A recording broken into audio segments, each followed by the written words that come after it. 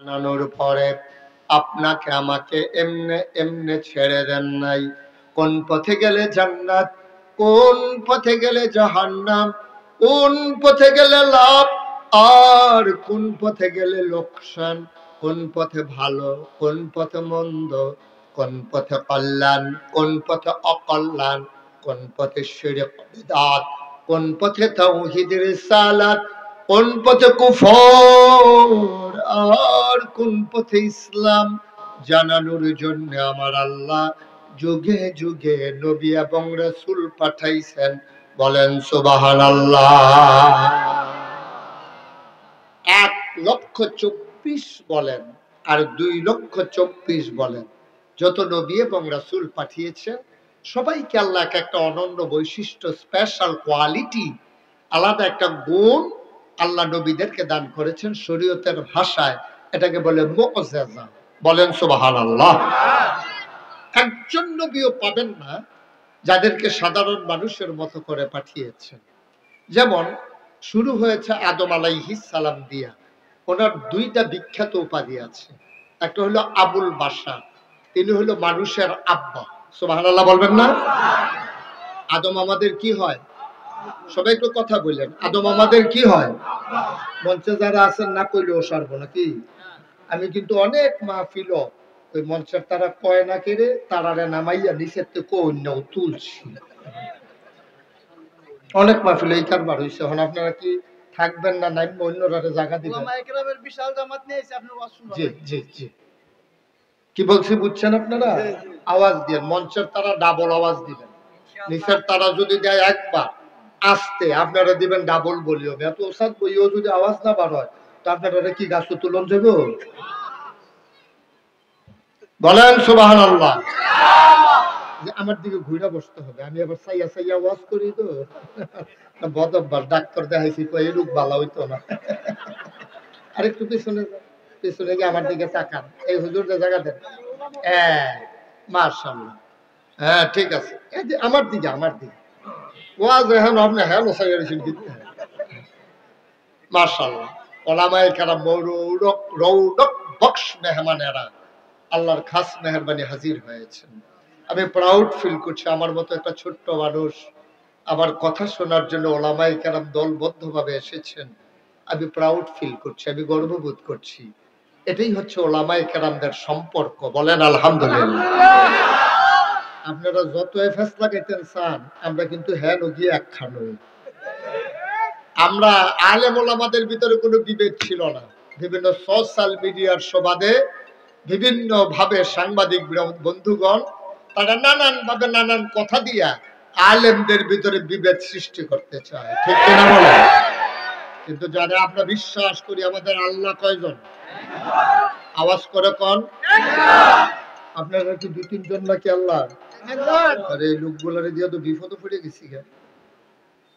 ভাই একটু আওয়াজ দিয়ে, হ্যাঁ এই মঞ্চে যারা আছেন আপনারা তো আওয়াজ দিলে এতক্ষণ তো মঞ্চটা ভাঙ্গা ফোড়নের কথা। লোক তো কম উঠেন নাই মোটামুটি। আমাদের আল্লাহ কয়জন? নবী কয়জন? কিতাব কয়টা? কিবলা কয়টা? তো দিন কয়টা? তো সবই দিয়ে আমাদের এক। আমাদের আল্লাহ এক। আমাদের হুজুরদের যেই আল্লাহ আপনাদেরও সেই আল্লাহ, কুমিল্লার যেই আল্লাহ গাজীপুরেরও সেই আল্লাহ। সুবহানাল্লাহ বলবেন না? তাহলে আমাদের আল্লাহ এক, নবী এক, কিবলা এক, কাবা এক, কোরআন এক, দিন এক। তাহলে আজকে থেকে বাংলাদেশের 18 কোটি মানুষ, টাকনাফ থেকে তেতুলিয়া, রূপসা থেকে পাথুরিয়া, সুন্দরবন থেকে বান্দরবন, যারাই আমরা ঈমান এনেছি আমরা সবাই মিলে এক, ঠিক কিনা বলেন?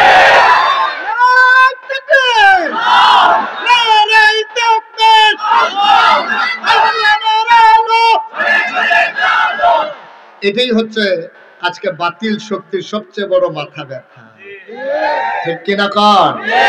ওলামায়ে কেরাম যখন এক হয় তখন তো আর তাদের ভাত নাই, এটা তারা ভালোই বুঝে।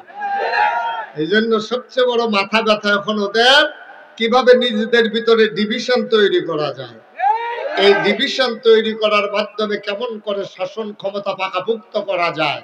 ঘুঘু তুমি বারবার ধান খেয়েছো, এবার আর সেই সুযোগ দেওয়া হবে ইনশাআল্লাহ। আপনারা আলেম ওলামাদের সাথে আছেন না? সবাই পড়ে না আমিন, জোরে পড়ে না আমিন। তো যে কথাটুকুন বলছিলাম, আমাদের যত নবী এবং রাসূল এসেছেন সবাইকে এক একটা অনন্য বৈশিষ্ট্য, স্পেশাল কোয়ালিটি, যাদেরকে শরীয়তের ভাষায় যেটাকে বলা হয় মুআজিজা, এমন কোন নবী নাই আল্লাহ অনন্য বৈশিষ্ট্য দেন নাই। যেমন আদম, উনি আমাদের কি হয়?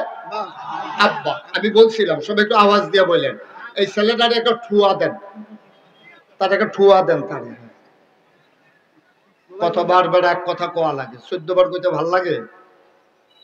হাতে মনে করছো অন্য হুজুর, হুজুর চিনচত্তা বেড়া সিফা দিয়া বইয়া তা। আপনি কি দাঁড়াই থাকবেন এই নিয়তে আসছেন? জায়গা আছে তো, সামনে বসেন। ফজর পর্যন্ত ওয়াজ করে তাদের খেড়াতে পড়ায় ফালাই দেওয়া যেত, তখন দেখলো এলার জীবনে মাহফিল গিয়ে দাঁড়াইল না। সবাই পড়ে না আমিন, জোরে। তাহলে আদম আমাদের কি হয়? আমাদের আব্বা হইল 4 জন। আমাদের আব্বা কয়জন? 1 নম্বরে আদম হইল আদি পিতা, তারপরে ইব্রাহিম, উনি হলেন জাতির পিতা। আমাদের জাতির পিতার কি নাম? কি ভুলে কি আরেকটা ইয়া পড়ে নাকি? কত চেষ্টা করছে, ভূমি হয় অজময় না, ঠিক কিনা কর? কত চেষ্টা যে করছে জাতির পিতারে মুখস্থ করানোর লেগিয়া, এটা গলার নিচে আর নামে না, ঢুকিলা চাইছে বাড়ি আইয়া পড়ে, ঠিক কিনা কর? আমরা বলেছি বাংলাদেশের মানুষ আর গোটা বিশ্বের 200 কোটি মুসলমান ইব্রাহিম ছাড়া আর কাউকে জাতির পিতা মানে না, ঠিক? সুতরাং আমাদের আব্বানা কয়জন?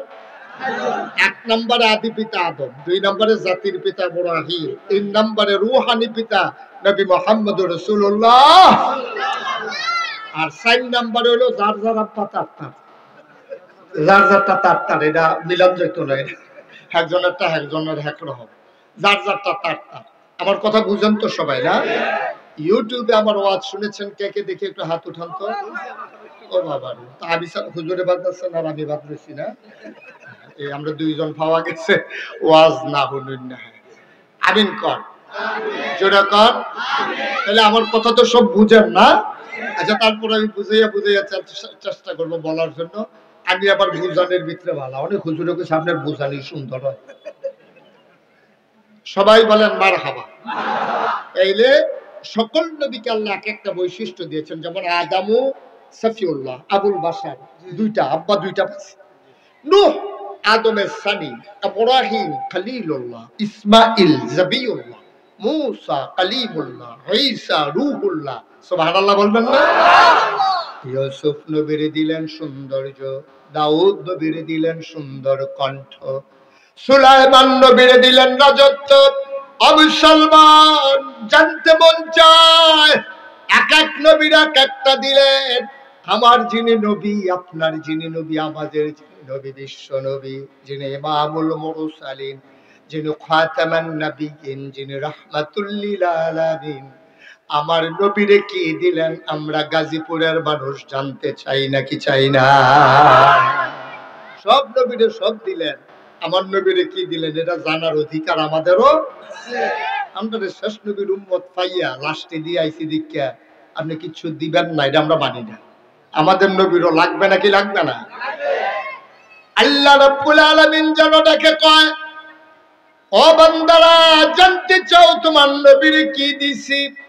সকল সাহাবীন, তাবিঈন, তাবে তাবিঈন, উম্মাহাতুল মুমিনিন, আইম্মে মুজতাহিদিন, আইম্মে শরীয়ত, সালফে সালিহিন, উলামায়ে মুতাকাদ্দিমিন, মুতাআখিরিন, ইমাম সাহেবান, মুফাসসিরিনে কেরাম, মুহাদ্দিসিনে কেরাম, মুফতিয়ানে আযম, সবাই মিলে একমত হয়ে গেল 1,24,000 বলো আর 2,24,000 বলো, সকল নবী এবং রাসূল মিলে যা আমার নবীজি একাই তার। কথা বললাম না, কেউ দয়া করে আমাকে একটু সুযোগ দেন। আমি ছোট মানুষ, পিছিয়ে দেখে ও কথা কইলে ডর করে, তা আমার ডর দেখাইয়া লাভ নাই। আমিন কর, খুব খেয়াল করে কথা শুনবেন ইনশাআল্লাহ। তাহলে সকল নবী এবং রাসূল মিলে যা আমার নবীজি একাই না, তাহলে বুঝা গেল সব নবীর যা আছে আমার নবীর তা আছে নাকি নাই? আচ্ছা দুই একটু তালাশ করে দেখি তো আছে কিনা। এই পৃথিবীর ভিতরে সবাই আমরা একটা কথা জানি, সবচেয়ে সুন্দর নবীর কি নাম? তাহলে সবচেয়ে সুন্দর নবীর নাম হলো ইউসুফ। সুবহানাল্লাহ বলবেন না?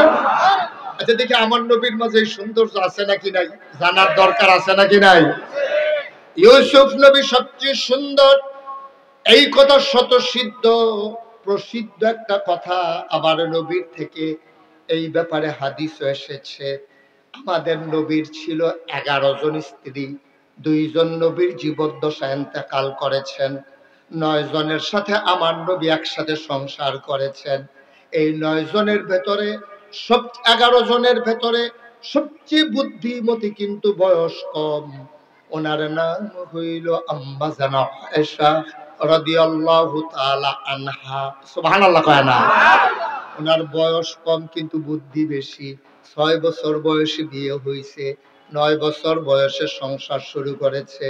আম্মা জানা আয়েশার যখন বয়স 18, নবী দুনিয়া থেকে বিদায় নিয়েছে। সুবহানাল্লাহ কইয়া যেটা কোন সুবহানাল্লাহ। যেখানে যেটা বলা লাগে আমার জন্য দেরি কইলেন না, হ্যাঁ, যার যার বুঝ মতো তাতে বইলা ফেলাইয়েন, বলেন সুবহানাল্লাহ। আম্মা জানা আয়েশার বয়স 18, নবী দুনিয়াতে নাই। এই আম্মা জানা আয়েশার আল্লাহ এত বুদ্ধি দিছিল, 2210টা হাদিস আম্মা জানা আয়েশা থেকে বর্ণিত হয়েছে। নবী একদিন ডাক দেয়া কয়, সাহাবারা তোমরা কি তোমাদের আম্মা আয়েশা কি চিনো নাকি? কয় চিনব না কেন, আমাদের নানার নাম হইল আবু বকর সিদ্দিক, আপনি হইলেন আমাদের রুহানি পিতা, আপনার স্ত্রী হইল আম্মা জানা আয়েশা, ওনারে আপনি আদর করে ডাকেন হুমায়রা। সুবহানাল্লাহ কয় না? কেন চিনব না ওনাকে? ওনাকে তো আমরা চিনি। কয় ওনার ব্যাপারে জানো নাকি? কয় হ্যাঁ সব জানি। কয় না সব জানো না, তোমরা আয়েশাকে চিনে যাও, তরকারির ভিতরে লবণটা যেমন দরকারি, মরিচ ছাড়া তরকারি হয় ঝাল হয় না, হলুদ ছাড়া তরকারি হয় রং ধরে না, গরম মশলা ছাড়া তরকারি হয় সুবাস ছড়ায় না, লবণ না দিলে তরকারি যেমন মুখে দেওয়া যায় না, তরকারির ভিতরে লবণটা যেমন দরকারি, ইসলামের ভেতরে তোমাদের আম্মা আয়েশা তেমন দরকারি। অর্থাৎ লবণ ছাড়া যেমন তরকারি হয় না, আয়েশা ছাড়া ইসলাম হয় না। সুবহানাল্লাহ বলবেন না? কোন জায়গায় গোসল করা লাগবে আমরা জানতাম না, কখন মানুষটা নাপাক হয় আমরা শিখতাম না, সব আম্মা জানা আয়েশা আমাদেরকে শিখিয়ে দিয়েছেন। সুবহানাল্লাহ কয় না? সব তিনি জানিয়ে দিয়েছেন। নবীর প্রাইভেট যে কথাগুলো একটাও তিনি গোপন করেন নাই। এই জন্য আম্মা জানা আয়েশাকে নবী খুব বেশি আদর করতেন। মাঝে মাঝে নবী যখন আল্লাহর মাঝে বিলীন হয়ে যেতেন, ফানা ফিল্লাহ, আল্লাহর মাঝে যখন নিজেকে বিলীন করে দিতেন, অনেক সময় তিনি কোনো মানুষকে চিনতে পারতেন না, কাছাকাছি আসার পরে আবার স্থিতি অবস্থায় তিনি সব মনে পড়তো, সব বুঝে নিতেন। এশার নামাজের পরে আম্মা জানা আয়েশার ঘরের দরজায় এসে দাঁড়ালেন, আসসালামু আলাইকুম ওয়া রাহমাতুল্লাহ বলে দরজায় সালাম দিলেন। এটাই হচ্ছে ঘরে ঢোকার আদব। আপনি যার ঘরে ঢুকবেন দরজায় দাঁড়াইয়া আগে সালাম দেবেন। সবাই রাজি আছেন নাকি? বাড়িতে নিজের ঘরে ঢোকার সময় সালাম দেবেন। আজকে সালাম দিতে সুবিধা হবে, কারণ এই মহল্লার যারা আছেন আপনি তো জীবনে কোনোদিন সালাম দিছেন না, তো এবারই তো সালাম শুনলে ডরানোর কথা, কিন্তু আজকে আমি মাইকে বইলা দিতেছি, আপনারা গিয়ে সালাম দেবেন। উনি ভয় পাওয়ার কিছু নাই, সালাম দিতে লজ্জা লাগে না, পারবেন না ইনশাআল্লাহ? দরজায় দাঁড়ায় সালাম দিবেন, আসসালামু আলাইকুম ওয়া রাহমাতুল্লাহ। উনি হয়তো মনে মনে কইব জীবনে যেই কাম না যদি এই কাম, তারপরটা কি বুঝলাম না কিছু, কোনো সমস্যা নেই। নবীজি গিয়ে সালাম দিছেন, সালাম দিছে পরে আম্মা জান আয়েশা দরজা খুলে দিছেন। নবীজি খুব মজার কথা, গভীর মনোযোগ দিয়ে শুনেন। নবীজি আম্মা জান আয়েশাকে দেখে বললেন, মা নামতে, তুমি কে? আয়েশাকে জিজ্ঞেস করতেছে, তুমি কে? ওমা সুবহানাল্লাহ কয় না? নবীজিকে আয়েশাকে চিনেন না? তিনি ফানা ফিল্লাহ, আল্লাহর মাঝে নিজেকে বিলীন করে নিয়েছেন, তার নিজস্ব অস্তিত্বকে তিনি আল্লাহর মাঝে হারিয়ে ফেলেছেন। তিনি আম্মাজান আয়েশার মতো যারে সবচেয়ে বেশি আদর করতেন, ওনারে জিগায় মা নামতে তুমি কি?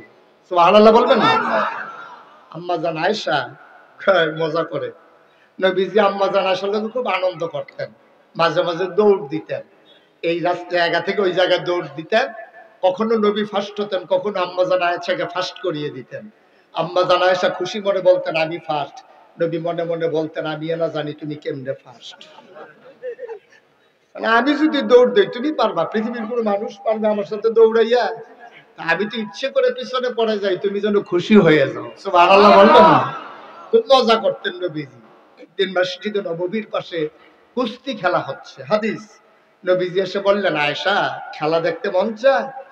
কাদের ওড়না জড়িয়ে নাও। আম্মাজান আয়েশা ওড়না দিয়ে নিজেকে আবৃত করে নিলেন, নবীজির পেছনে পেছনে নিয়ে গেলেন। নবীজি উপর হয়ে বসলেন, আর আম্মাজান আয়েশা নবীর মাথার উপর দিয়া নবীর উপরে ঝাপটে মেরে খেলা দেখলেন অনেকক্ষণ। সুবহানাল্লাহ বলবেন না? তখন নবীজি অনেকক্ষণ পরে বললেন আয়েশা চলো ঘরে চলে যাই। তখন নবীজি ঘরে চলে গেছেন। তো আদর করতেন আম্মাজান আয়েশাকে, কারণ 6 বছর বয়সে বিয়ে হয়েছে, 9 বছর বয়সে সংসার হয়েছে। সুবহানাল্লাহ বলবেন না? যেই কথাটা বলার উদ্দেশ্য আমার, তা আম্মাজান আয়েশা ওনাকে দেখে বলতেছেন মা নামতে তুমি কে? আম্মাজান আয়েশা কয় মজা করেন, তা আমি মজা পারি না? আপনি যেমন পারেন আমিও তো পারি। ভাই এদিকে এদিকে, এটা না কথা হইলো, আমরা ভিতরে একটা চুক্তি হইলো যে আমরা একজন আরেকজনের দিকে চাইয়া থাকবো, আপনি যে ওই দিকে চাইয়া দিচ্ছেন। আমিন কর। তার নবী যখন বললেন তুমি কে? আম্মাজান আয়েশা কয় দেখি আমিও মজা করি। আম্মাজান আয়েশা বললে আনা আয়েশা, আমি আয়েশা। কয় আয়েশা কে? কয় আয়েশা চিনেন না? আয়েশা হচ্ছে আবু বকরের কন্যা। সুবহানাল্লাহ বলবেন না? কি মজা চলতে আছে দেখেন। আয়েশা হইল আবু বকরের কন্যা। আবার আল্লাহর নবী কয় কোন আবু বকর? আর আয়েশার কি কোনো নাম আছে নাকি? আয়েশা হইল আপনার আদরের হুমায়রা। নবীজি আদর করে হুমায়রা ডাকতেন, লাল সুন্দরী। এমনি আম্মাজান আয়েশা সুন্দরী ছিলেন। আবার নবী ডাকতেন আমার হুমায়রা, আমার হুমায়রা। নবীজিকে আম্মাজান আয়েশা বলে আপনার হুমায়রা হইল আয়েশা। আয়েশাকে? আবু বকরের কন্যা। আবু বকরকে? আবু বকর মুহাম্মদের সাহাবা। মুহাম্মদকে? সুবহানাল্লাহ কয় না? আম্মাজান আয়েশা বুঝে ফেলছেন নবী আর এখন নিজের মাঝে নাই, আর আগানো ঠিক হবে না। আম্মাজান আয়েশা চুপ মেরে ঘরের কোনায় বসে আছেন, নবীজিও বসে আছেন। কিছুক্ষণ পরে নবীজি ডাক দেয় আয়েশা। আয়েশা চুপ মেরে আছে, কথা কয় না। কয় আমার হুমায়রা। আবার আম্মাজান আয়েশা কয় হুমায়রা কে? কয় হুমায়রা আমার আয়েশা। কয় আয়েশা কে? কয় আয়েশা হইল আবু বকরের কন্যা। কয় আবু বকর কে? কয় মুহাম্মদের সাহাবা। কয় মুহাম্মদ কে? এবারে নবীজি জড়াইয়া ধরে কয় তোমার প্রাণের স্বামী।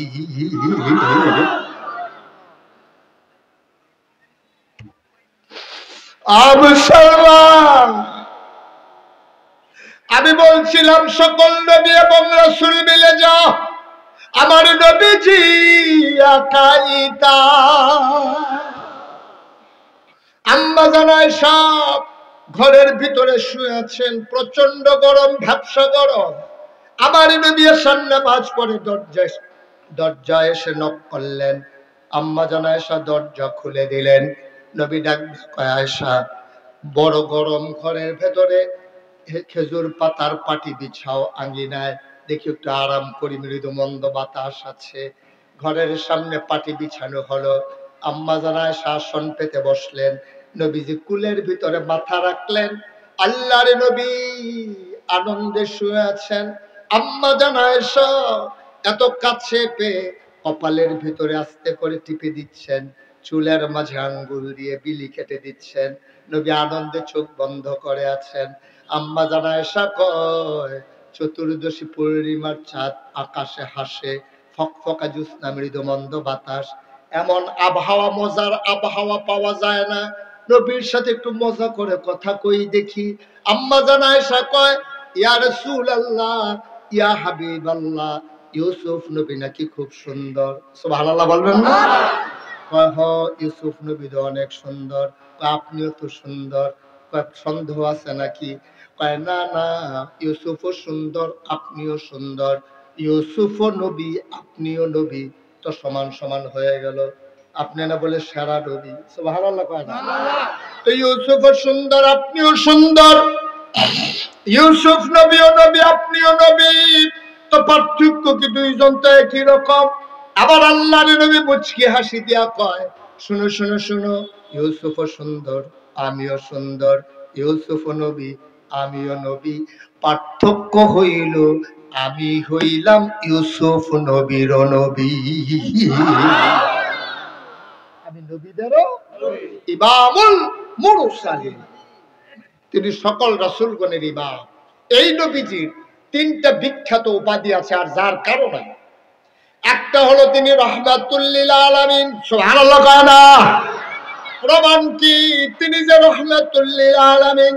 ও গাজীপুরের মুসলমান, 5 ওয়াক্ত নামাজে প্রতি রাকাতে, ফরজ হোক আর ওয়াজিব হোক, সুন্নত হোক আর নফল হোক, 5 ওয়াক্ত নামাজে আমরা বারবার আল্লাহকে জানিয়ে দেই আলহামদুলিল্লাহি রাব্বিল আলামিন।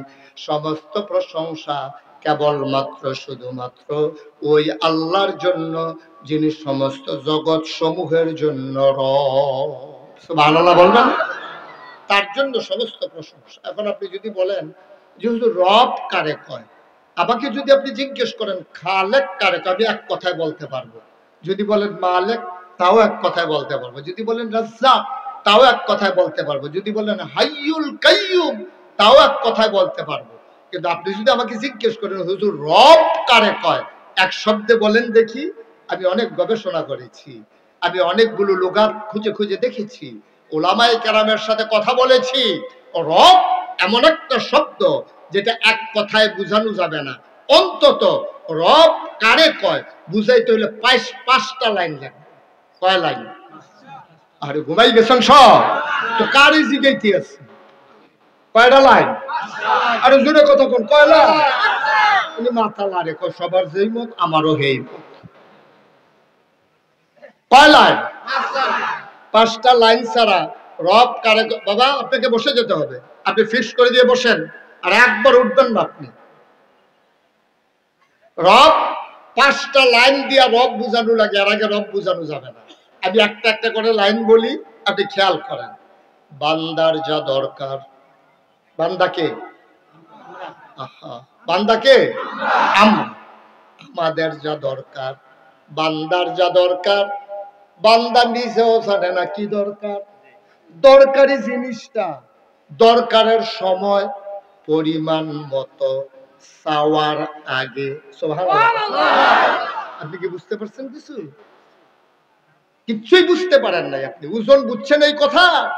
বান্দার যা দরকার, অর্থাৎ আমাদের সকল মানুষের যা দরকার, দরকারি জিনিসটা দরকারের সময় পরিমাণ মতো চাওয়ার আগে। সুবহানাল্লাহ কয় না? বান্দার কি দরকার বান্দা নিজেও জানে না, কখন দরকার তাও জানে না, কি পরিমাণে দরকার জানে না, বান্দা চাইতেও পারে না। এই জন্য বান্দার যা দরকার, দরকারি জিনিসটা প্রয়োজন মতো পরিমাণ মতো চাওয়ার আগে যিনি বান্দাকে দিয়ে দেন তিনি হইলেন রব। আপনি যদি বলেন হুজুর এমন একটা জিনিসের নাম কোন যেটা আমরা জানি না, আমাদের দরকার, এখন বললেই বুঝবেন। আপনার আব্বা আপনার আম্মা মধুর বাসরে চলে গেছে, বিবাহ বন্ধনে আবদ্ধ হয়ে গেছে, কাজী সাহেব বিবাহ পড়াইছে, ইমাম সাহেব দোয়া করে দিয়েছে, সবাই মিলে বরযাত্রী গিয়ে সব কারবার শেষ, বিয়ে শাদী শেষ, নববধূকে ঘরে নিয়ে আসা হলো। আপনার আব্বা আপনার আম্মাকে একটা বাসর ঘরে দেওয়া হলো, দুইজন মিলে মধুর বাসরে ঢুকে গেল, মধুর মিলনে লিপ্ত হয়ে গেল। মেডিকেল সায়েন্স বলে তারা যখন মধুর মিলনে লিপ্ত হলো, বাবার পিঠ থেকে মায়ের বুক থেকে 2 ফোঁটা পানি সবেগে নির্গত হয়ে মায়ের ইন্টেন্সিভ কেয়ার, মায়ের সুরক্ষিত দুর্গ, মায়ের রেহেমের ভিতরে 2 ফোঁটা পানি দৌড় দিয়া গিয়া একসাথে হয়ে গেছে। মেডিকেল সায়েন্স বলে পিতার পানির ভিতরে থাকে শুক্রাণু, মায়ের পানির ভিতরে থাকে ডিম্বাণু। শুক্রাণু আর ডিম্বাণুর মিলনে জীবনের পয়দা হয়। মেডিকেল সায়েন্স বলে এক এক ফোঁটা পানির ভিতরে কোটি কোটি জীবন থাকে। যখন দৌড় দিল পানি, মায়ের রেহেমের মুখটা খুলে গেল, একটা জীবন দৌড় দিয়ে ভিতরে ঢুকে গেল। আল্লাহর কুদরত, আল্লাহ মুখটার সাথে সাথে বন্ধ করে দিলেন। একটা জীবন ঢুকার পরে রেহেমের মুখটা বন্ধ হয়ে গেল, বোতলের মুখ বন্ধ। বাকি জীবনগুলা চতুর্দিক দিয়ে দৌড়তে আছে। ওই যেইটা ভিতরে ঢুকছে ওটারে চোখ পাক দেয়, চোখ রাঙ্গায়, ধমক দেয়, কয় বাইরে আসো, তুমি ঢুকে গেছো, আমাদেরকেও ঢোকাও। ভাই, আল্লাহর কুদরত, দৌড়া দৌড়ি করে করে রাগ দেখাইয়া বাকিগুলো মরে যায়। ওই যুদ্ধ করে একটাই জিতে যায়, ওই জীবনটাই তোমার জীবন, আমার জীবন, ঠিক কিনা? তুমি এমনি এমনি এমনি টিকো না, যুদ্ধ হয়েছে, তোমার লোকে ঘুষাঘুষি হয়েছে, তোমার সাথে মারামারি হয়েছে, কুস্তি হয়েছে, সবাই হেরে গেছে, তুমি জিতে গেছো। তুমি জিতে গেছো বলে দুনিয়াতে এসেছো, নাইলে তুমি ওখানেই মরে যেতা, ঠিক কিনা বলে? তুমি জিতে গেছো। এখন 2 ফোঁটা পানি, কোরআন বলছে এই 2 ফোঁটা পানি 1 ফোঁটা রক্ত হয়ে যায়। 1 ফোঁটা রক্ত 1 টুকরা গোশত হয়ে যায়।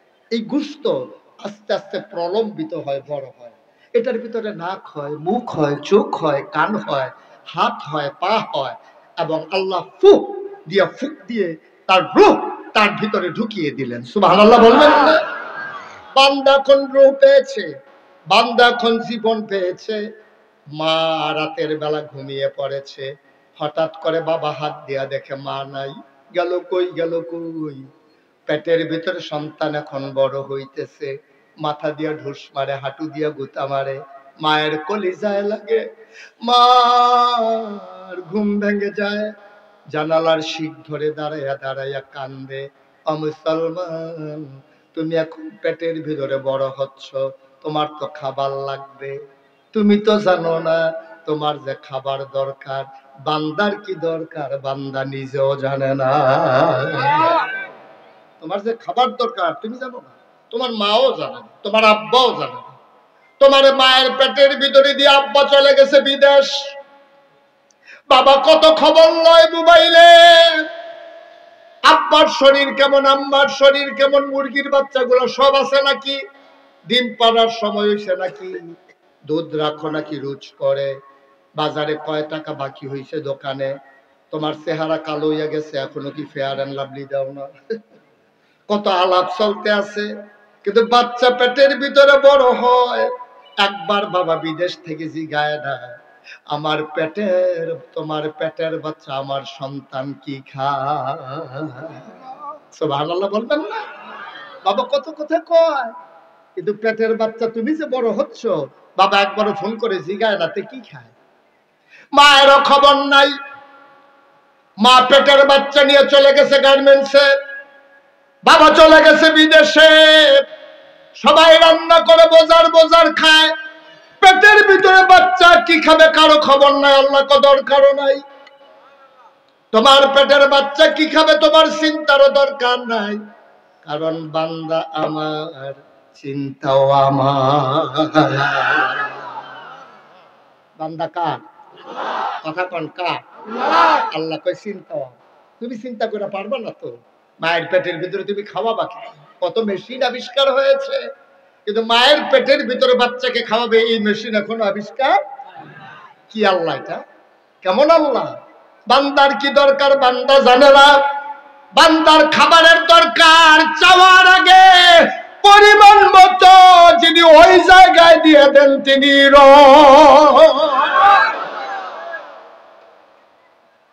এখন বান্দার পেটের ভিতরে খাবার দিতেছেন, এখানেই বাবা শেষ না, মা তো দুর্বল হয়ে যাবে। আল্লাহ এই লাইন আমি করে রাখছি, এবার মা আর সন্তানের মাঝে নাকি দিয়ে একটা কানেকশন লাগাই দিছে। মায়ের মাসিকের রক্তটা বন্ধ করে দিয়েছে। অতিরিক্ত রক্তটা সবটা নাভি দিয়া সন্তানের পেটের ভিতরে চলে যায়। টয়লেট লাগে না, ওয়াশরুম লাগে না, প্রস্রাব পায়খানার দরকার নাই। সন্তান তিল তিল তিল তিল করে বড় হয়। সে দুনিয়াতে আসবে, খাবে কি? দুনিয়ার সবকিছুর ভিতরে ভেজাল। বাতাসের ভিতরে অক্সিজেন, অক্সিজেনের ভিতরে কালো ধোঁয়া, ইটের ভাটার ধোঁয়া। সে টান দেবে কেমনে শ্বাস? পাঙ্গাস মাছের ভিতরে বিষ, দুধের ভিতরে চিংড়ি মাছ। দুধের ভিতরে কি? চিংড়ি। এখন দুধ যখন চুলায় বসাইছে, চিংড়ি মাছ লাফ দিয়ে উঠছে। মহিলা তো ভয় পেয়ে গেছে, কি রে দুধের ভিতরে চিংড়ি মাছ কি লেগে? তো লোকের নিয়ে দেখাইছে, দেখছেন আপনি কোথা থেকে দুধ আনছেন? দুধের ভিতরে তো চিংড়ি মাছ পাওয়া গেছে। সেই লোক দুধ লইয়া ওই দুধ ওনার বাড়িতে গেছে, গিয়া সেটাকে, ভাই সবসময় আপনার তো দুধ নেই, আজকে তো দুধের ভিতরে চিংড়ি মাছ পাওয়া গেছে, ঘটনা কি? নিশ্চয়ই আপনি দুধের ভিতরে পানি দেন। কারে না, কিন্তু চিংড়ি মাছ ঢুকলো কেমনে? ওই যে গাভী যে ফেনা খায়, ফেনার লোকে চিংড়ি মাছ পেটে ঢুকে গেছে, দুধের সাথে বাড়িয়ে গেছে। বান্দা খাবে কি? আমার আল্লাহ চিন্তা করলেন, মায়ের নাভির সাথে নাভির কানেকশন লাগাই দিলেন। কি আল্লাহ, এটা আমার কি আল্লাহ? তুমি আল্লাহ চিনো না। সুতরাং এই বান্দাকে ফাটা পানি থেকে রক্ত বানালো, গোশত বানালো, হাত পা নাক কান চোখ মুখ বানালো, মায়ের রেহেমের ভিতরে বান্দাকে বড় করলো, পেটের ভিতরে খাবার দিল, তোমার দুনিয়াতে আসার সুযোগ দিল, হাঁটার ক্ষমতা দিল, দেখার ক্ষমতা দিল, ধরার ক্ষমতা দিল। ভাই, তাইলে এই বান্দা যিনি বানিয়েছেন তিনি কে? জোরে কর, তিনি কে? তাহলে আমাদের যিনি রব তিনি কে? তাইলে বান্দার জীবনের মালিক কে? মালের মালিক কে? কোরআনুল কারীমে সূরা তাওবার 111 নম্বর আয়াতে আল্লাহ কয়, ইন্নাল্লাহ আশতারা মিনাল মুমিনিনা আনফুসাহুম ওয়া আমওয়ালাহুম বিআন্না লাহুমুল জান্নাহ। বান্দারে, ও বান্দা, সব তুই ভুলে গেছস। তোরে আমি জিজ্ঞাসিলাম জান্নাতে যাইবি নি, তুই চিৎকার করে বলছিলি হ জান্নাতে যেতে চাই। আমি বলছিলাম ইন্নাল্লাহ আশতারা, আল্লাহ ক্রয় করে নিয়েছেন, মিনাল মুমিনিনা, মুমিনদের কাছ থেকে, আনফুসাহুম ওয়া আমওয়ালাহুম, তাদের জান এবং তাদের মাল। আমরা বলছিলাম কি দিয়া কিনছেন? কয় বিআন্না লাহুমুল জান্নাহ, আমি যেই জিনিসটা দিয়া কিনছি তার নাম হইল জান্নাত। তাহলে জান আমরা বিক্রি করে দিয়েছি কার কাছে? মাল বিক্রি করে দিয়েছি কার কাছে? তাহলে জানের মালিক কে? মালের মালিক কে? এই জমিন কার? ভাই, জানও আল্লাহর, মালও আল্লাহর, জমিনও আল্লাহর। তুমি একটু চিন্তা করেছো, দেখেছো নাকি? তোমার মুখে দিয়া যা আসে চিৎকার করো। এ আল্লাহ তোমার জানটা দিছে বইলা তুমি এই জান ব্যবহার করে কথা বলো। শরীরে শক্তি আছে বইলা তুমি দৌড় দাও।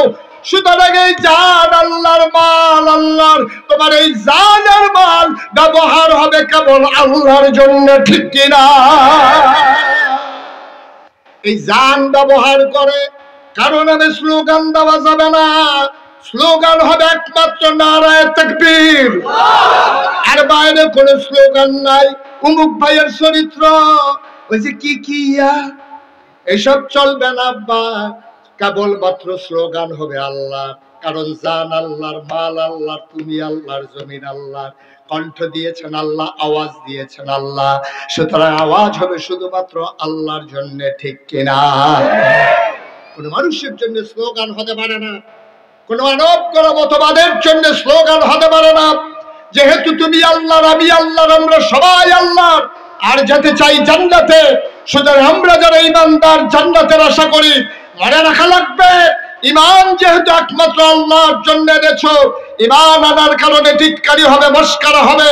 সুতরাং মনে রাখবো, নবী যেমন অটল পাহাড়ের মতো দাঁড়িয়েছিলেন, গাজীপুরের মানুষ মনে রাখা লাগবে মামলা হবে, হামলা হবে, জুলুম নির্যাতন হবে, প্রয়োজনে জীবন দেওয়া যাবে, ঈমান দেওয়া যাবে না। রাজি আছো কিনা? হাত তুলে দেখা।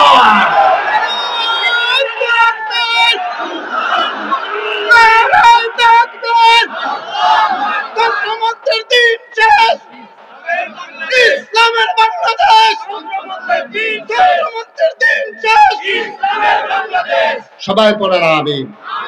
সুতরাং আমরা কার? এই জমিন চলবে কার? আল্লাহর ইচ্ছা। এই জমিন কারো মানুষের মন গড়া মতো চলতে দেওয়া হবে না, ঠিক কিনা বলো? এটাই হচ্ছে সিদ্ধান্ত, এটাই ফয়সালা। যদি জান্নাতে যেতে চাও, যদি জান্নাতে যেতে চাও, এর বাইরে কোনো কথা নাই, এর বাইরে কোনো সিদ্ধান্ত নাই। টিটকারি হবে, মস্করা হবে, তাতে কি আসে যায়? আমার নবীর মানুষ টিটকারি কম মারছে নাকি? আমার নবীর পাগল বলছে, জিনে ধরছে বলছে, জাদুঘর বলছে। আমার নবী কোনোদিন সরে যান নাই। আমার নবীর জন্ম, খুব খেয়াল করে, আমার নবীর জন্ম মক্কায়, শৈশব মক্কায়, কৈশোর মক্কায়, তারুণ্য মক্কায়, যৌবন মক্কায়, বিয়ে করলেন মক্কায়, নবীর শ্বশুর বাড়ি মক্কায়, নিজের বাড়ি মক্কায়, মেয়ে বিয়ে দিলেন মক্কায়, ব্যবসা করলেন মক্কায়, বংশধর মক্কায়, বাড়ি ঘর মক্কায়। আমার নবী থাকতে পারলেন না মক্কায়। তো তুমি আমি কোন লাটসা বুঝছি? তুমি আমি কে? আমরা সবার সাথে ভালো, সবার সাথে ভালো, এত ভালো ভালো না, ঠিক কিনা? তোমার যদি সুদখুরও ভালো কয়, তাহলে বুঝতে হবে তুমি সিটারের হেডকোয়ার্টার। তোমার মদ খুঁড়েও ভালো কয়, সুদ খুঁড়েও ভালো কয়, বেনামাজিও তোমার পছন্দ করে। তুমি হইলে আলু মার্কা মুসলমান, সুটকি তো লাগো, গুস্ত তো লাগো। তোমার ইমান নাই, এটা ইমানের পরিচয় না আব্বা, ইমানের পরিচয় না। তুমি যখন ইসলামের পথে অটল দাঁড়িয়ে যাবা, সুদখুর তোমাকে পছন্দ করবে না, বেনামাজি তোমারে পছন্দ করবে না, ঘুষখুর তোমারে পছন্দ করবে না। যারা মানব রচিত মতবাদ জমিনে কায়েম করতে চায়, যারা এতদিন তোমারে দাওয়াত দিয়া খাওয়াইছে, তুমি স্পষ্ট কথাটা বলার পরে তোমার দিকে ফিরেও তাকাবে না, ঠিক কিনা? আমি বলি তাকানোর দরকারও তো নাই। দুনিয়ার সবাই মিলে মনে করো তোমার হয়ে গেল, কি লাভ হবে তোমার? দুনিয়ার সবাই মিলে তোমারে যদি দেয় ফুলের মালা, কবরে যাওয়ার পরে যদি গিয়া দেখো জোতার মালা, তাইলে এই ফুলের মালার কোনো দাম নাই। দুনিয়ায় সবাই মিলে যদি দেয় জোতার মালা, কবরে যাওয়ার পরে যদি দেখো হুর গালমানেরা দাঁড়িয়ে আছে ফুলের মালা নিয়ে, তোমার ডাইকা ডাইকা কয় আহলান সাহলান মারহাবা, মোস্ট ওয়েলকাম, আমাদের ভুবনে আপনাকে স্বাগত। কপাল খুলে যাবে তোমার। ওই জুতার ফিটার কথা মনেও থাকবে না, ওই যে দৌড়ান দিছিল রাস্তায় ফেলাইয়া, তোমার মনেও থাকবে না। তোমার স্যান্ডেল যে হারাই ফেলছিলা, মনেও থাকবে না। তোমার টুপি যে কেড়ে নিয়েছিল, তোমার মনেও থাকবে না। তোমার নামে যে মামলা হয়েছিল, তোমার মনেও থাকবে না। ইমানদার, এটাই হচ্ছে ইমান, ঠিক কিনা বলো? কয়দিনের জিন্দিগি বেলা বাঁচবেন? কয় বছর? 60, 70, নাইলে 80, নাইলে 90। আপনি কই যান?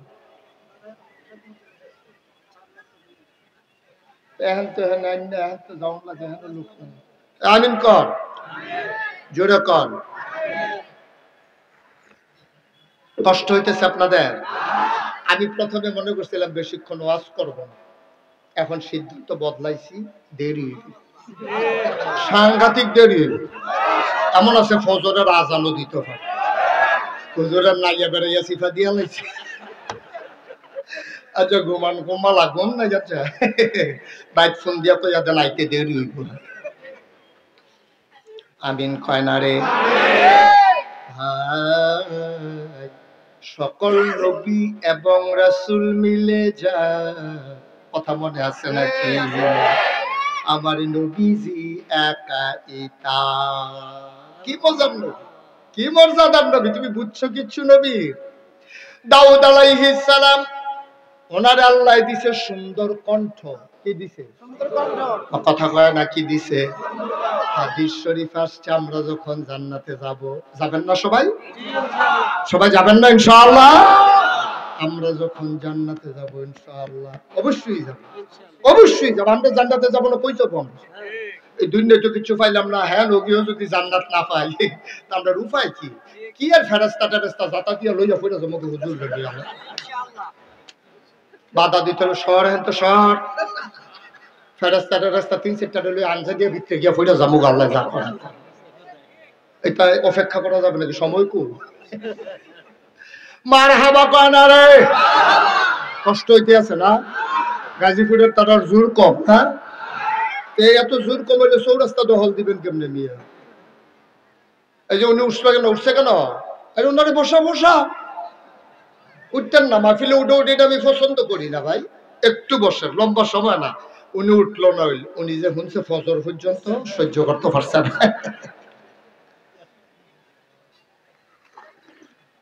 বেড়া, আমরা যারা আখেরি জমানার নবীর উম্মত, আমরা যে আল্লাহ কত বুদ্ধি দিছে, তোমরা বুদ্ধিটা তো কামও লাগাইছো না। বুদ্ধি কাজে লাগানো দরকার ছিল ইসলামের পক্ষে, তোমরা এই বুদ্ধি কামাই লাগাইছো, কাজে লাগাইছো সিটারি বাটফারির পক্ষে, ঠিক কিনা? তোমরা এই বুদ্ধি কামে লাগাইছো দেশের টেয়া কেমনে বিদেশ পাঠান যাইব, কত কায়দা কইরা মালয়েশিয়া নিয়ে টেহা বাড়াইছে।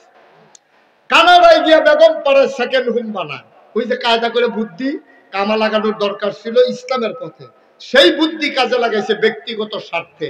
কানাডা নিয়ে টেহা বাড়ায়, মালয়েশিয়া টেহা বাড়ায়। আমি কই বেড়া, তুমি কি আল্লাহরে চিনছো? আল্লাহরে তো তুমি বুঝোই নাই। আল্লাহ তো ধরে ধরে ধরে না, ধরলে আল্লাহ। এই যে এখন খাইছে ধরা, 17 বছর লাগাইয়া যা জমাইছে ফাটাই টাটাই সারছে। হেতে গিয়া সদরঘাট, কি সুন্দর দাড়ি, কি সুন্দর পাঞ্জাবি, সাদা ফকফকিয়া, হ্যাঁ, মনে যেমন ফেরেস্তা নাজিল হইছে।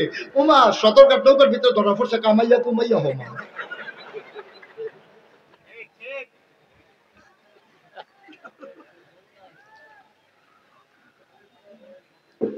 আমার এই কামান্নারে দেখে আবার একটা কথা মনে পড়ছে, এটা কি কইলেতা কইলেতাম রে? মার হাবা বলো, জোরে বলো মার হাবা। আমি এটা বুঝি না এখনো, একটা জায়গা আমি বুঝি না। হুজুরে বুঝতে একটু বুঝাই আমারে কইয়েন। আমি অনেকের লগে আলাপ করছি, খুব খেয়ালছি কোন কথা। বাচ্চা যখন জন্ম হয়, মায়ের পেট থেকে যখন বাচ্চা আসে, মাথার ভিতরে চুল থাকে নাকি থাকে না? থোতার ভিতরে দাড়ি। খুব খেয়াল করেন, বলেন সিহন কথা। উনি কি করতে আছে? লা হাওলা ওয়ালা কুওয়াতা ইল্লা বিল্লাহ, আস্তাগফিরুল্লাহ। কারবার দেখছো বাত্তির তলা? উনি মোবাইল চাই বইয়া বই, মোবাইলটারে পানির মধ্যে হালাইয়া সুভাইয়া দইরা রাখা যেত। একটা কাম করছেন আপনি, আমিন কর। সবাই মিল্লা দোয়া না করলে ওয়াজ করন যেত না তো। ওয়াজ তো আর মাটি কারণ না যে জোরে কুবটা দিলে সাক্কাটা বড় উঠবে, এটার নাম ওয়াজ না তো। সব ওলামায়ে কেরাম ওয়াজ করবো, দোয়া করবো, আর আমার মুখ দিয়ে আল্লাহ বার করবো, ঠিক কিনা কর? এত সোজা মনে করেন না, আমিন কর। যেই কথাটা কইতাম ইসলাম, ওই কামাইয়া। আচ্ছা, এই যে মানুষ জন্ম হয়, যখন বাচ্চা জন্ম হয়, তার মাথার উপরে চুল থাকে নাকি থাকে না? থোতার ভিতরে দাড়ি থাকে? আমার কথা না থাকে? মানে কি, আপনি কি বুঝছেন? চুল মাথার দিতে পারলো, এখানের এই মাথার চুলের দাম বেশি না এটার দাম বেশি? তো দামি জিনিসটা আল্লাহ জন্মের সময় দিল না কিরে? আর যদি কামাইয়া কুমাইয়া সমান হইয়া থাকে, মাথার চুল কামায় ঘন ঘন, এইটি দিল, দামি জিনিসটি দিল না, কারণ কি? আমি অনেক গবেষণা করে দেখছি, মাথার চুল এটা কোনো, এটার সাথে কোনো ফজিলত বরকত জমা নাই, কিন্তু এটার সাথে আছে নাকি নাই? আল্লাহ চিন্তা করলো, আমি যদি জন্মের সময় থোতার ভিতরে দাঁড়িয়ে দিই, তে যখন ঘুমায়, তে তো ঘুমায় খুবই পশ্চিমে, এই মিনিট খানেক পরে তো উত্তর তো হইল জিজ্ঞাসা, তো তো লড়ে ঘুমের ভিতরে লড়ে নিও। আমার কথা কেন লড়ে নি? লড়তে লড়তে কয়বার তো খাদের তো পড়ছে। এই ছোট বাচ্চারা যখন ছোট থাকে, মাথায় চুল থাকে, সে প্রস্রাব করে বুঝে না, পায়খানা করে বুঝে না। এখন এই মাথার চুলের ভিতরে ওই যে গুইরা সেটা পেশাব লাগে, পায়খানা লাগে। আল্লাহ চিন্তা করলো, আমি এই দাড়ি বরকতময় দাড়ি দিয়েছি, এই দাড়িগুলার ভিতরে যদি প্রস্রাব পায়খানা লাগে, এটা দাড়ির অপমান হবে। এই জন্য সে যখন বুঝবে প্রস্রাব কারে কয়, পায়খানা কারে কয়, নাপাক কারে কয়, পাক কারে কয়, তার যখন আকল হবে, তখন আমি আস্তে করে দাঁড়িয়ে দেব, যেন তে কামাইতে সুবিধা হয়। তাই জন্য বুজ্জা টুজ্জা কামাইতে পারে, এই জন্য। তাইলে দাড়ি আপনার উঠে নাই আগে, দাড়ির চুল আসছে আগে। আপনি চুল 100 বার কামান, মরণের আগের দিন পর্যন্ত কয়েক হাজার বার দড়ির ভিতরে গিট্টু দিয়া কামান, আমার কোনো আপত্তি নাই। কিন্তু দাড়ি আল্লাহ তখনই দিছে যখন তার রাখার সময় হয়েছে, ঠিক কিনা? কারণ আমরা হুজুররা দাঁড়িয়ে রাখবো, হাতে বয়স হইলে দাঁড়িয়ে রাখবো, তো এমন কামান কামাইছে, চামড়া বেড়াইয়া বড় হয়ে গেছে গা, সাফার দাঁত পড়ে গেছে গা। আগে টান টান চামড়া ছিল, এখন গর্ত হয়েছে, এখন পোয়া খাটে তেল রেখা সারাদিন সারা শৈল দেওয়ান যায়, এমন হয়েছে। যখন দাড়ি কামাইতে গেছে, সেলুনের হাতে কয় জিব্বা দিয়া ঠেলা দিয়া ধরে, সিফা তো ভিতরে গেছে। ইন্না লিল্লাহি ওয়া ইন্না ইলাইহি রাজিউন। তো এতক্ষণ ফোনে কইছেন কেন? আমার দি ওয়াজ শেষ হই আইছে। তো এটা আমার কাছে কোন করতেন মাইকমেন্টের ডলার নাকি যত দিয়া আপনার বাড়ি কাছে না তার ধরে।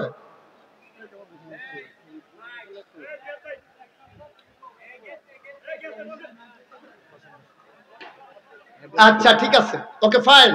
আপনি পরামর্শ দেওয়ার জন্য অসংখ্য ধন্যবাদ। এই কথাটা আগে বলা দরকার ছিল। আপনার কেউ রিডিউশন কোন আশায়? আমি তো কইতাছি কি রে, তাহলে আওয়াজ দেয় না কে রে? বুঝলেন আওয়াজ দিত। মাইক ঠিক করো। এখন কি শোনা যায়? হ্যাঁ শোনা যায়?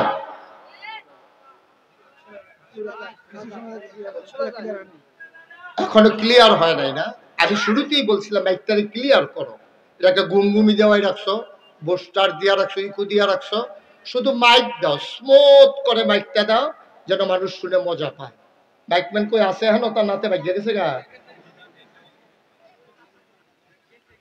আরে হ্যাঁ না গেছি কিন্তু মেশিন এখনো। আচ্ছা একটু ধৈর্য ধরে খেয়াল করে শুনেন। এখন শোনা যায়? মার্শাল্লাহ মার্শাল্লাহ, হ্যাঁ ঠিক আছে।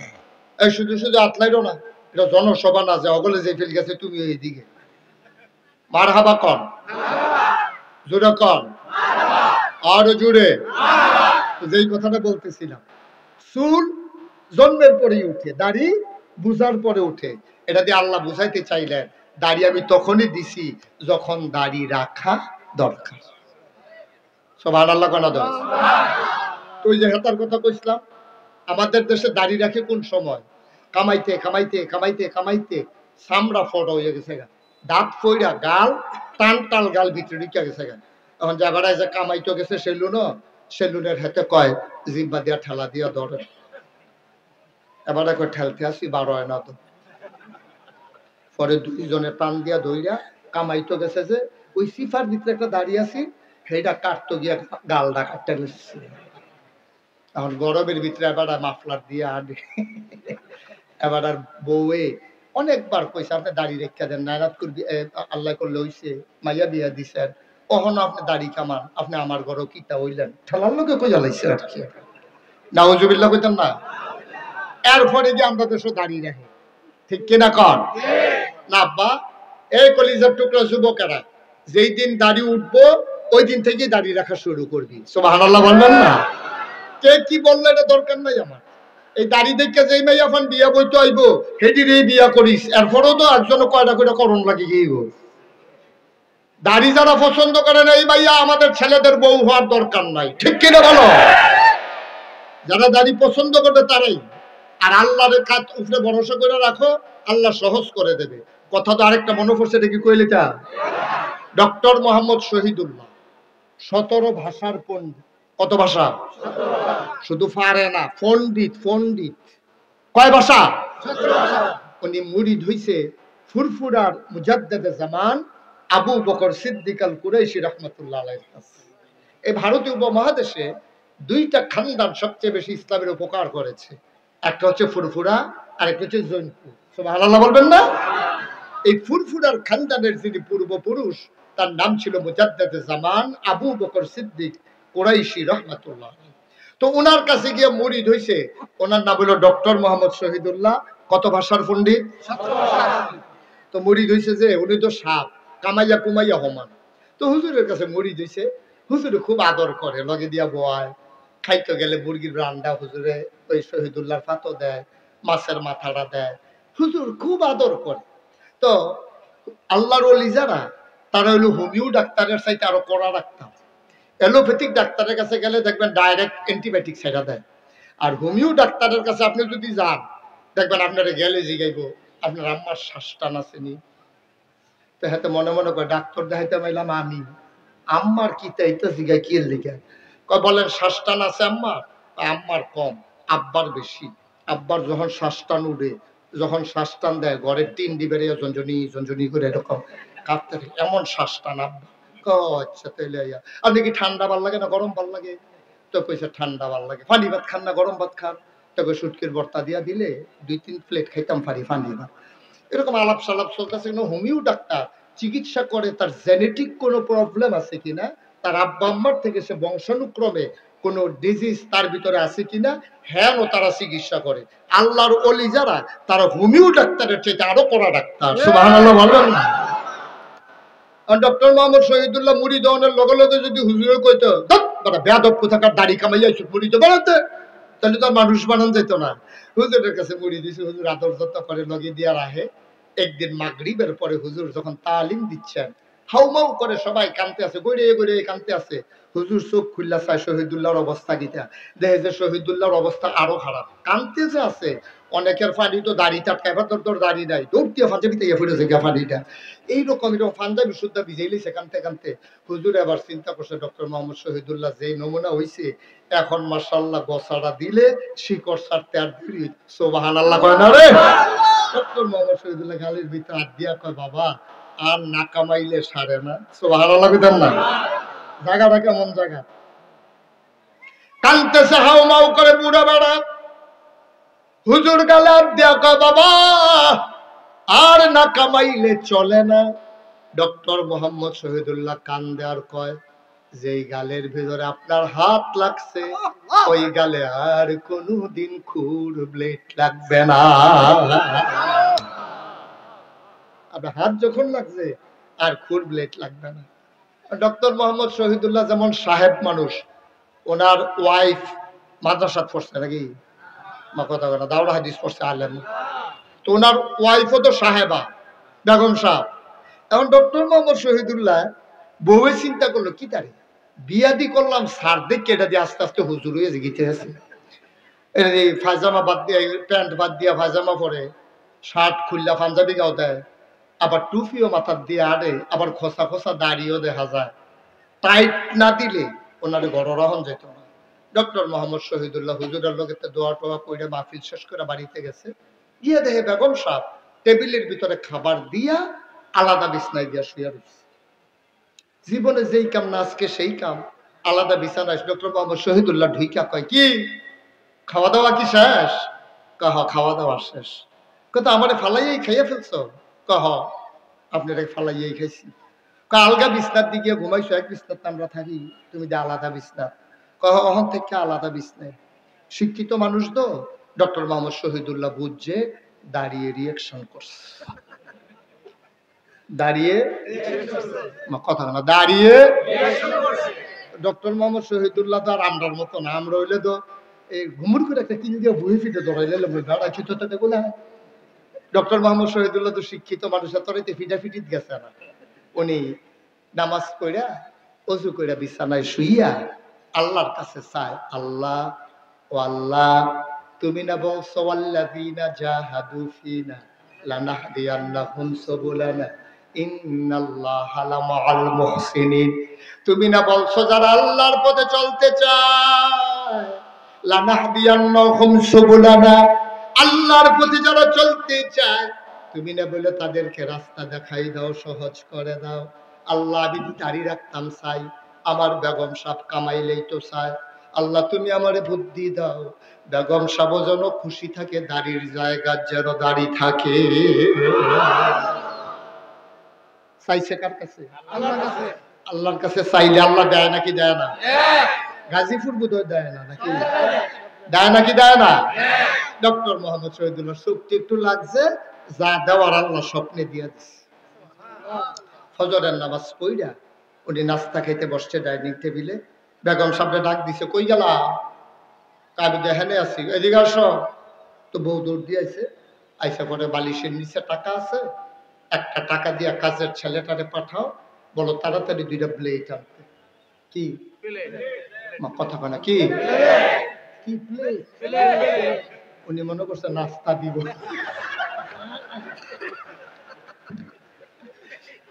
কি আর তো কইছে প্লেট।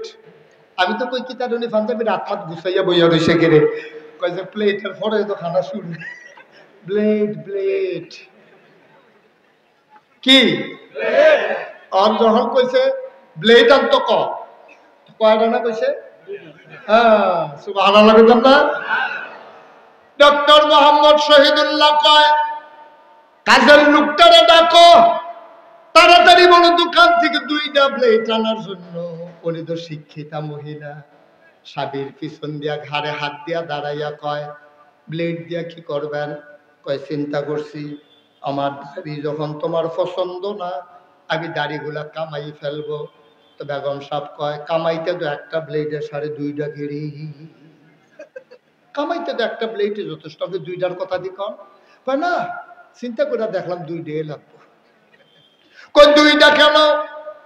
কয় আমার দাড়িগুলা তোমার কাছে ভাল লাগে না, এই জন্য আমি দাড়ি কামাই ফেলবো। আর তোমার যে লম্বা লম্বা চুলগুলা, সেদিন শ্বাস টান দিছি পরে না হেদিয়া 3-4টা ঢুকিয়া গেছে। চিন্তা করছি তোমার পছন্দ না, দাড়ি রাখবো কার জন্য? ব্লেড আনবে 2টা, তোমার লম্বা লম্বা চুলগুলা আমার কাছে ভাল লাগে না, আমি দাড়ি কামাই ফেলবো, আরেকটা ব্লেড দিয়া তুমি চুল কামাই ফেলবা। আর বেগম সাহেব পিছিয়ে দিয়া সেটা সমান সমান। কি কয়, কি সমান সমান? কয় দাড়ির জায়গায় দাড়ি থাক, চুলের জায়গায় চুল থাক। والذين جاهدوا فينا لنهدينهم سبلنا إن الله لمع المحسنين। তুমি আল্লাহর